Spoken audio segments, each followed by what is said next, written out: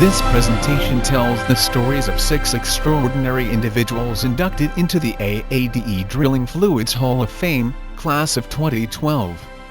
Based on a suggestion by Mr. Dennis Goldwood, the Hall of Fame was established by the Houston chapter in 2005, to recognize and preserve the legacies of key individuals, who have contributed to the advancement of drilling and completion fluids technology. A secondary goal is to elevate the image of the drilling and completion fluids segment as an important part of the oil and gas industry, by highlighting contributions of its distinguished men and women. Previous honorees include the class of 2006,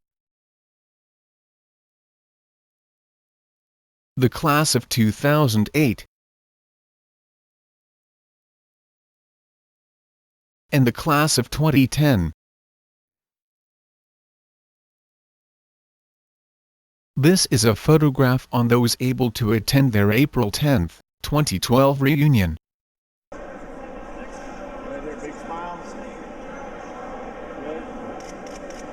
The Hall of Fame, class of 2012, includes the following individuals, in alphabetical order.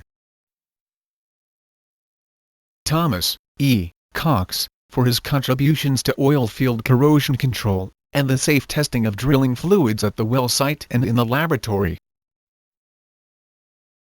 Fred E. Dupriest, for his application of drilling fluids technologies, to achieve quality well bores in critical wells. James L. Lummis, for his significant contributions to drilling fluids technology, lost circulation, and drilling optimization. Mr. Lummis was unable to attend due to illness. John Lummis accepted for his father.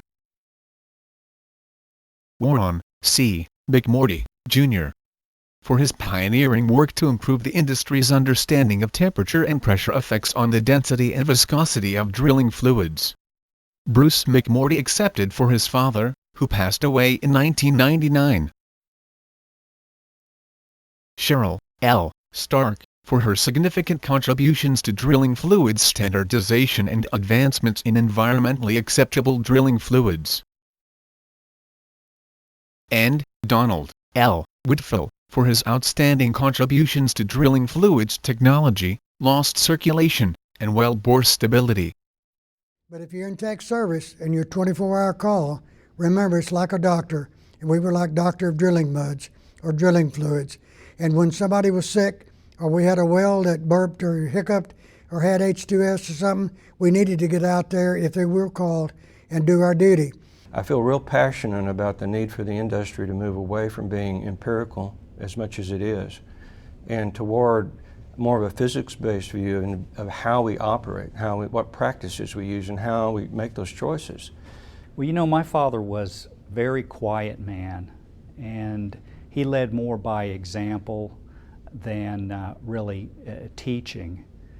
And so what I remember most about him is watching him at night when he would come home from work, and he always had a project. He could bridge between operating companies and service companies. He was a known entity. People trusted him and respected him. Service companies and the operating companies were a group of mud people. They were mud people first before they worked for companies. They thought enough of their industry and their chosen profession to not care about what lines were drawn. They simply cared about a beautiful pit of mud. The industry has changed considerably since 1970. I went to work in a plant environment because that's where they were manufacturing the stuff. I thought I was a piranha in society because nobody would talk to me. And you know, I was trying to be the good little employee and play the game and all that stuff, but finally somebody said, "Don't you know what happened?" I said, "No, nobody told me about the ban on talking to Cheryl." Well, that was just the beginning of females in the oil and gas industry. In Conoco, your customer is one company, and I was in technology, so I was assigned the responsibility of developing and then applying that technology and then keeping up with technology developed by others. I'm an advisor to most all of the lost circulation related projects within Bayreuth, and now my customers are worldwide. We moved around quite a bit when I was young, but I grew up mostly in a small community on the edge of a forested area in East Texas called the Big Thicket. It was a little community, maybe 400 or 500 people lived there, and it was a great place to grow up. But at the same time, we got on a bus and drove to the city, went to the high school with 2,000 kids, to go to school. Well, I grew up in southern Oklahoma, Madill, Kingston area. Grew up on a farm. My dad raised 5 children on a 160-acre farm, he and my mother. Did my undergraduate work at Southeastern State College in Durant, Oklahoma. Intended to go there for 2 years, transfer into petroleum engineering. And a funny thing happened to the industry about the time I was ready to transfer into petroleum engineering. The petroleum engineers were out on the street selling newspapers. And my major professor there said that I should be a chemist and I should go to graduate school, and that's what I decided to do. I was born in 1932, and by 1952 I graduated from Stephen F. Austin State College. I majored in chemistry, I minored in math.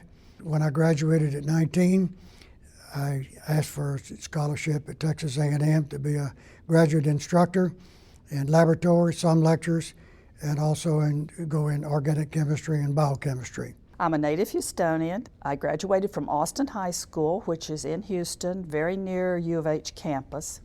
Well, I decided I was going to be a chemical engineer. And I did go off to Baylor, so I switched to pure chemistry. I had an interview with Conoco and wound up in plant foods research. I went to the oil patch in East Texas, Sam Trent Drilling Company. I was a roughneck. I was lead tong. White car with a little round circle on it said Magabar. Came on location. He opened up the trunk and I asked him, do you have a chemistry set in the back of your car? He said, yes, I do. And I said, well, can I look at it? I said, I'm interested in chemistry. After I graduated, a little bit later, the time came, I would go ahead and travel to Houston, try to find this company, Magabar, because I decided I wanted to be a mud engineer. I first met Dr. McMorty in 1973, September 30th, 1973. McMorty was a genius. The man was an absolute genius. In '73, I graduated from high school and went to Texas A&M with a mechanical engineering degree. Well, I graduated in 1977, and at that time the industry was really starting to boom. I had job offers in the downstream and the upstream. I went to work for ExxonMobil in Tyler, Texas as a subsurface engineer. Actually, I went to work with Magabar in June of 1956. Went to the field. In '57, I came back into Magabar in the research and tech service end.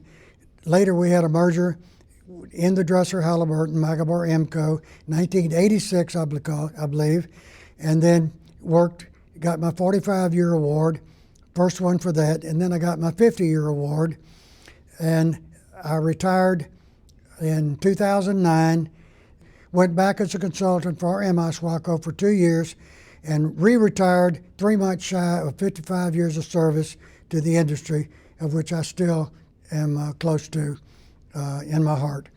Went on to University of Oklahoma, and the summer before I went to OU, I was in the National Guard, so I went off to Fort Eustis, Virginia to do my basic officers course in Transportation Corps, and then came back and started graduate school in the fall of 1961. I finished my PhD in 1966. Those families that they saw put it out as time. They stay here in this smaller town, so they've got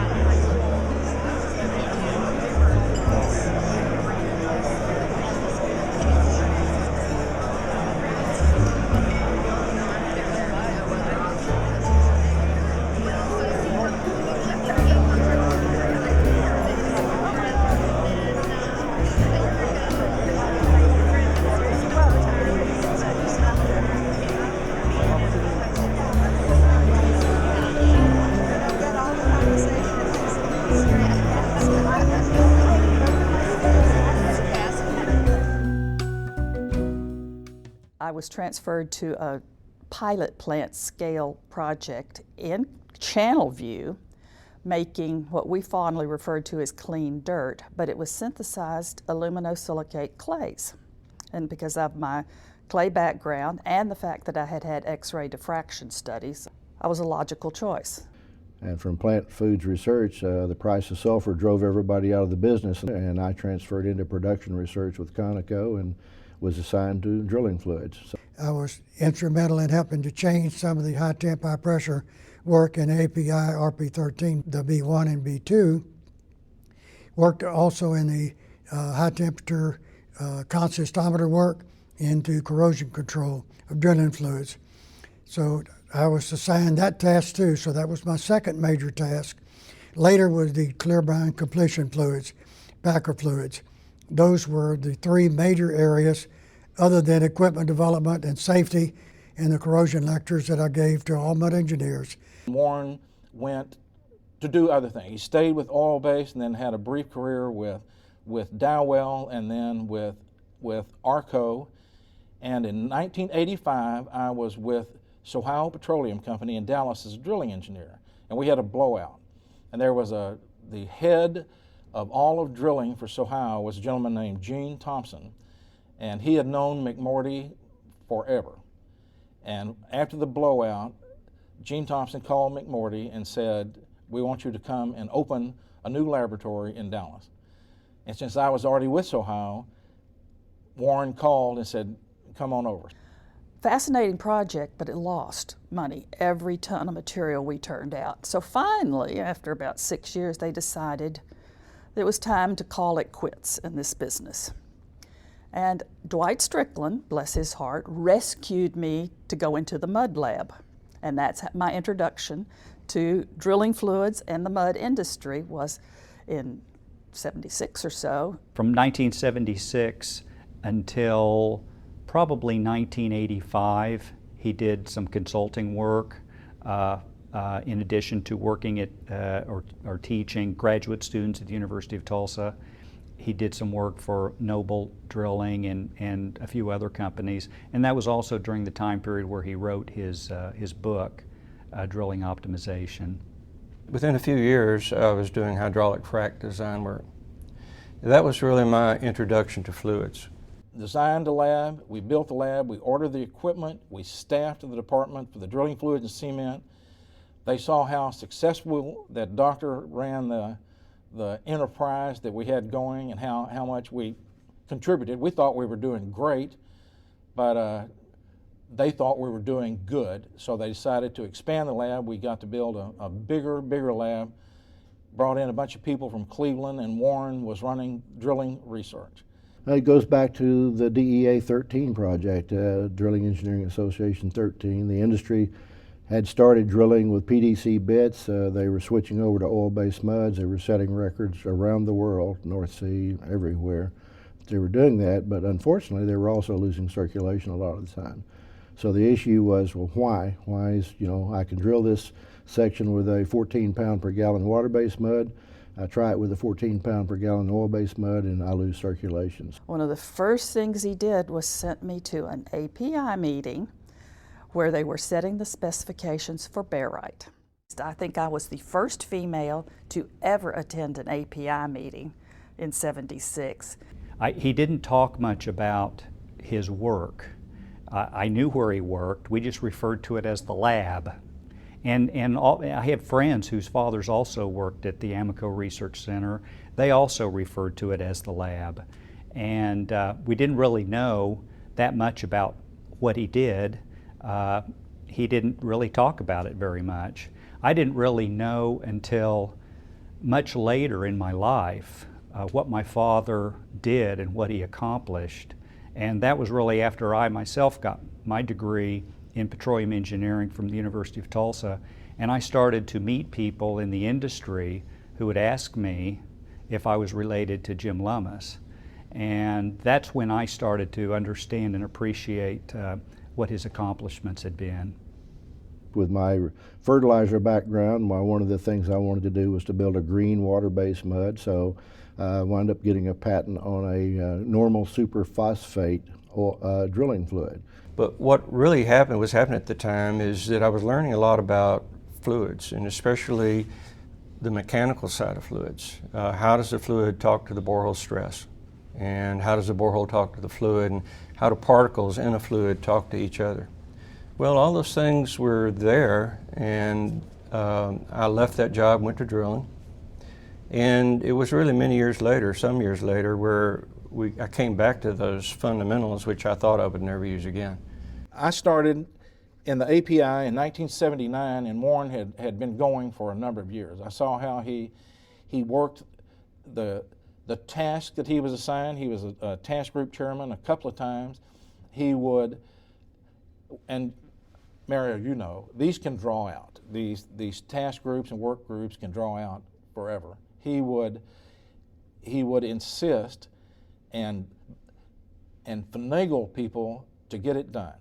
I think where I started meeting the real characters and the real movers and shakers was whenever I made the representative to the API standardization work, Committee 13 at that time for Conoco. And you started really meeting the people that in the industry that were, at least from the technology side, were the real builders there. And I chaired the ISO, International Organization for Standardization, out of Geneva. I chaired their committee on materials, equipment, and offshore structures for the petroleum, petrochemical, and natural gas industries on a global basis. I chaired it for 9 years. He retired from Amoco, which of course was the successor to Standard Oil of Indiana, or Stanlin, and Pan American in 1976, which was coincidentally the year that I graduated from college. Shortly after that, he joined the faculty at the University of Tulsa.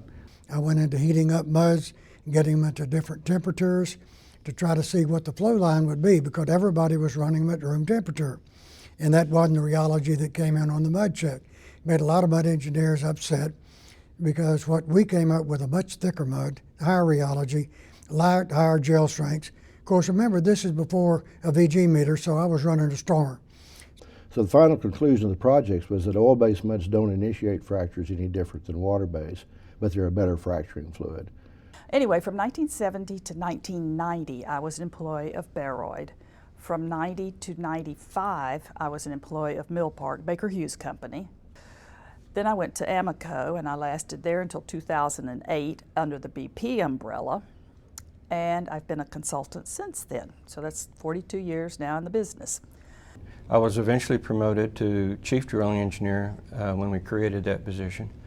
The role is somewhat the same, trying to support the global organization, but looking a little bit more across the functions, across the business landscape, the strategic challenges that we have. Still very involved in training, and which I love, and involved in our operations side. But the chief engineering role has been a great role for me. And I did quite a few interesting projects with Baroid. I, of course, was in the drilling fluids lab for a while, and then once I got my MBA in '80, I started doing more marketing and financial planning and marketing plans and that sort of the stuff for the drilling fluids, new products. Exxon introduced Mentor 28, and Mentor 28 was a mineral oil, and at that time, of course, we were drilling only with diesel-based, oil-based mud systems, and so, they get the kudos for being the first to do that.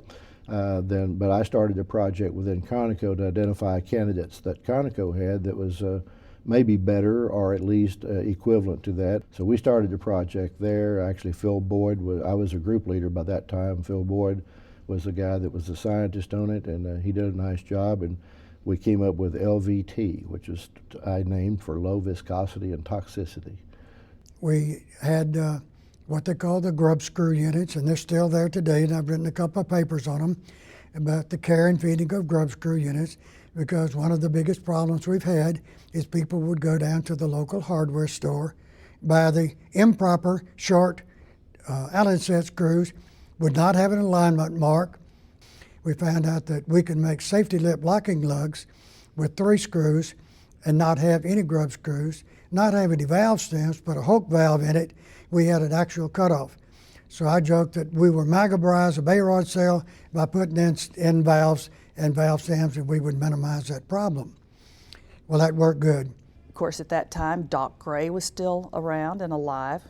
He got a real laugh out of me and how I used to run the funnel viscosity. My wrists aren't strong enough to hold up a fully loaded mud cup and keep my finger under the bottom of it, so I'd lean it up against my chest and do it. And Doc Gray says, you know, that's the first time I've ever seen anybody do it quite that way. I said, Hi, I'm Dennis Goldwood. I'm chairman of the American Association of Drilling Engineers, Drilling Fluids Hall of Fame. We're in Warda, Texas at Bob Garrett's ranch. It's a beautiful sunny day. We're at the Life After Mud function that Bob puts on every year.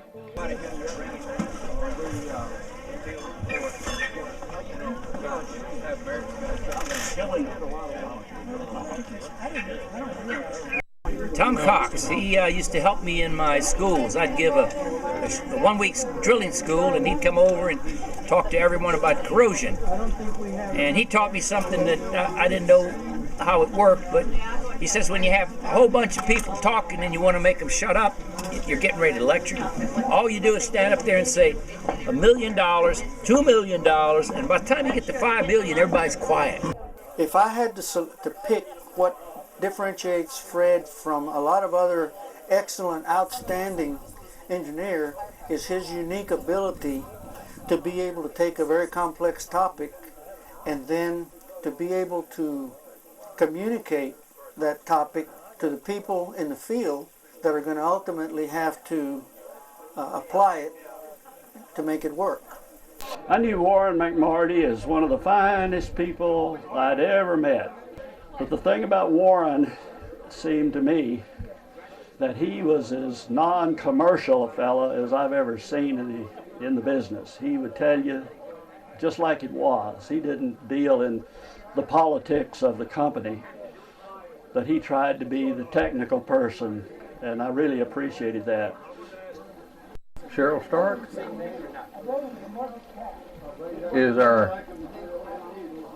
has a fundamental understanding of how API works. She's been in our 13 committees so long, she understands all the procedure for implementing tech changes that we want to make.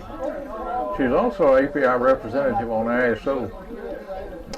Well, Tom Cox is a character, and anytime I needed a question answered about things having to do with corrosion or chemistry of metals and that sort of thing, I could really count on Tom to always come through and give us a lot of help, a lot of good, solid information. Cheryl Stark, I think, was one who was very, very helpful in the way that she tended to get information passed along and spread information around. My recollection of Cheryl Stark is that she had a lot of vision. I think she was one of the first ones to appreciate the necessity for the American Petroleum Institute to go international. To see the people that you guys have already singled out to be in that class of people, to be in that group, would be a tremendous honor. A tremendous honor. I know he respects those people. I mean, I, over the years, got to meet most of the people on that board via him and just sit down and have real down-to-earth talks. What an honor. I mean, what a distinct honor for him. And top of that, he is an honorable person, so the fit is fantastic. Absolutely fantastic.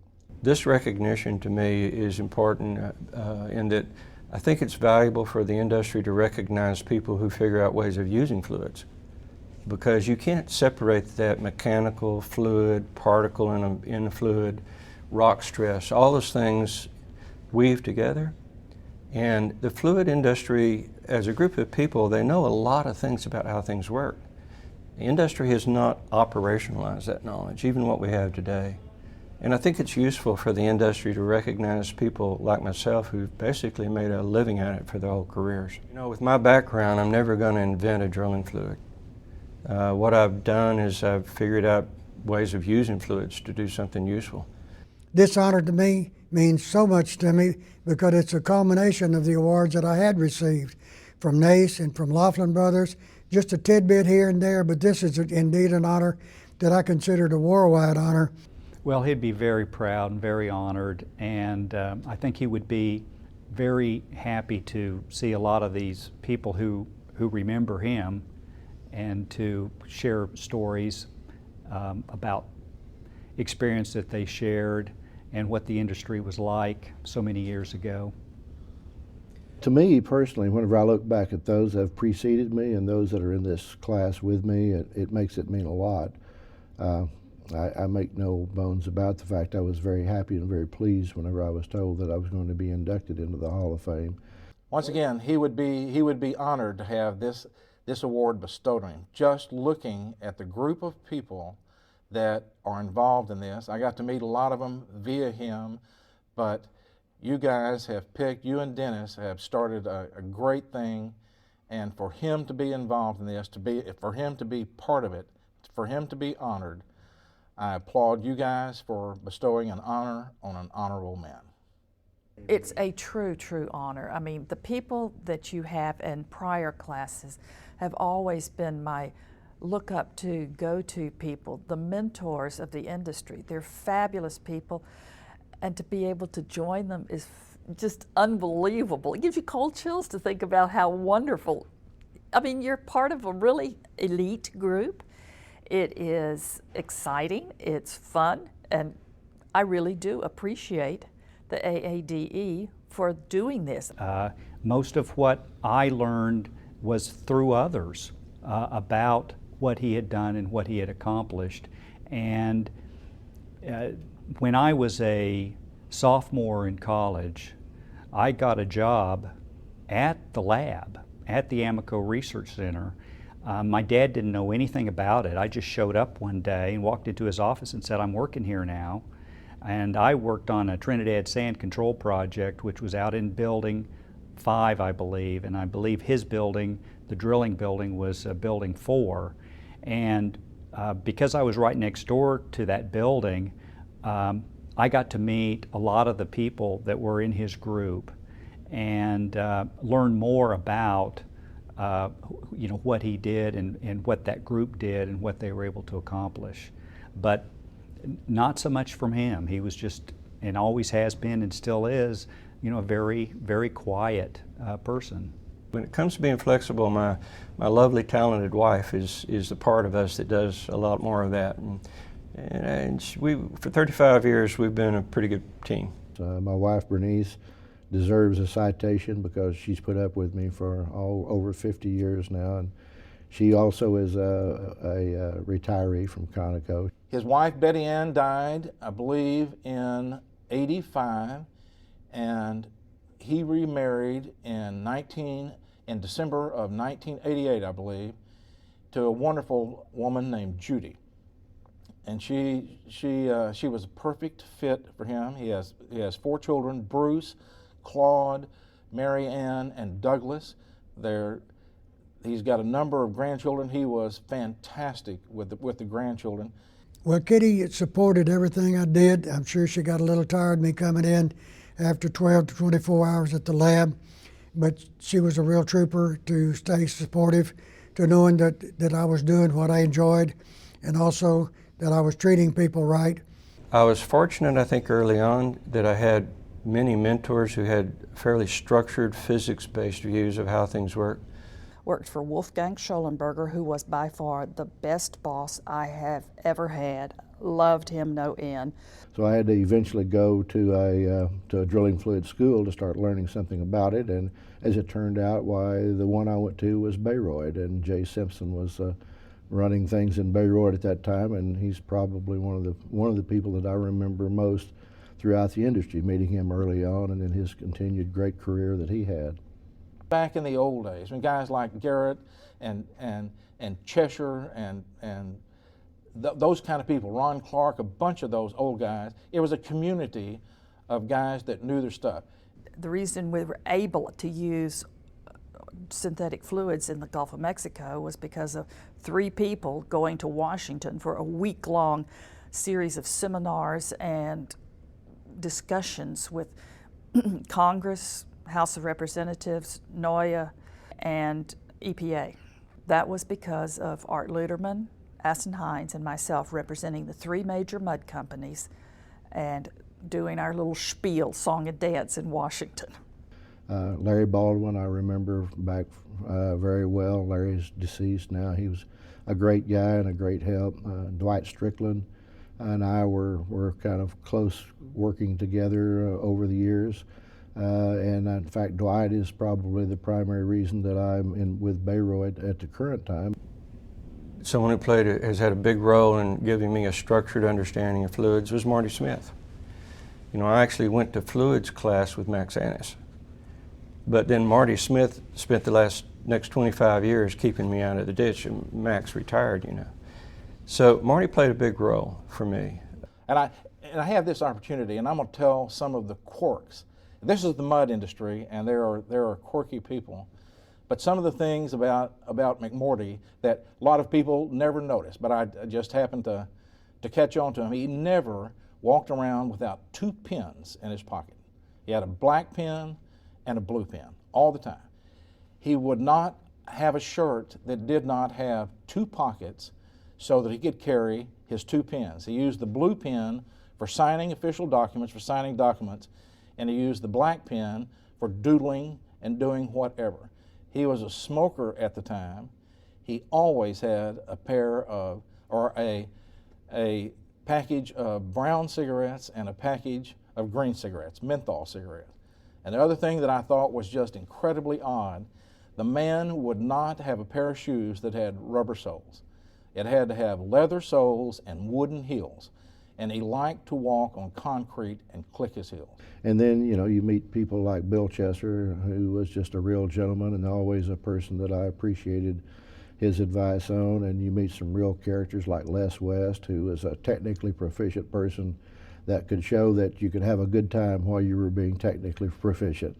And I always remember him. Ryan Kane and I have worked closely over the years together. And I worked with lots of the people that you now have as members of the classes previous to this one. Rolf Pessier and Paul Pastusik have helped me understand how fluids play in the rock cutting process. Larry Simmons, as a rig supervisor, had a big influence on me because Larry could get things done. So another one of the Rice graduates that worked for me was Reese White. Reese was a brilliant engineer, came from another project. He developed a stainless steel circulating unit for me, which we put electronic probes in. And between the work that we did with oxygen sensors, we reproduced what was down home. Don Whitfield was chairman of API during some of the really heavy-duty work that was going on in API. He and Larry Baldwin, who was another character if there ever was one, and I reworked the whole of the field testing drilling fluids. When I walked in the door, I walked in with Ron Bland and Robert Bennett and Charlie Mooney were the research chemists in the group. And it was, without a doubt, a hoot. It was nice to start with a group like that. If I hadn't gone to work for Magabar, I really can't tell you what I would have done because I had my heart set that that was one company I was going to work for. I almost assuredly would have gone into the military full time. I had gone to OCS, Officer Candidate School in the National Guard, been commissioned a second lieutenant. I shot whenever I was with the National Guard. I was a shooter, and a rifle and pistol both. I might have been a social anthropologist, and when I retire, I might become a social anthropologist. I've worked in maybe 20 odd countries. I don't know how you could ever tire of looking at people and how they are and studying that. But I think for those that are interested in an industry that is a really important industry, it's still a good place to work. And if you're willing to work and you have good ideas and you are willing to put those ideas to use, it's still plenty of places to have jobs in the oil industry.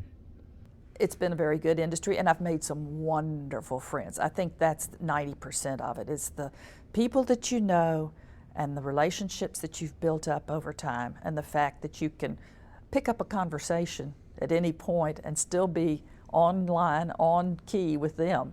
So it's wonderful that way. To work hard and to study the details. Training to me is an opportunity to change the future. And I always look at every class that way. I look at the eyes of the students and I think, who are they going to be and how are they going to work, and are we going to keep working the way we've always worked? It has eased up quite a bit, but any female can tell you, you have to work diligently, very, very diligently, and don't screw up to be able to make it in this industry. It is still a male-dominated industry and probably always will be. But women are making inroads. In fact, if you look around outside, it's very encouraging to see the number of females that have started coming into this. But I'll tell you, they're all younger than I am. Read a lot. Understand all the work that's been done before you try to advance it. And I think some of that work is work that he did and some of the other people that are in the Hall of Fame that have been honored today. I also enjoy working with kids, being around the college kids. I've spent time with the AAD meetings, particularly at A&M and UT. As far as students and incoming new people, build up your networks of people that know things different than you do, not necessarily just off the wall stuff, but they've seen the world from a little bit different angle.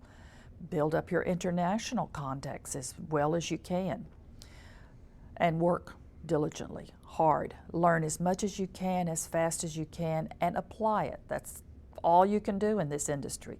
All I need to tell them is to get a little bit of fundamental experience. Don't just go in with all the chemistry and math that you can without any practical experience. Well, there's always a place in any industry for people that have ideas. And so, of course, you have to be able to follow up on those ideas and you have to be able to put them into practice. But those that are out there that are aggressive and having good ideas and doing useful work, I think there's a place always for them in any industry, and including the petroleum industry. And join things like the AADE, like SPE. Those are individual memberships. That is not your company sponsoring you, or you have to be a certain level of anything. You will learn things from people that you meet through those meetings. I would say to young people, ask a lot of questions, but I would also encourage them, don't ask, how do I do this? Ask, how does it work? And then make a decision what you're going to do based on how it works. And there's quite a big difference there. Trust your mud engineer. Mud is an honorable profession.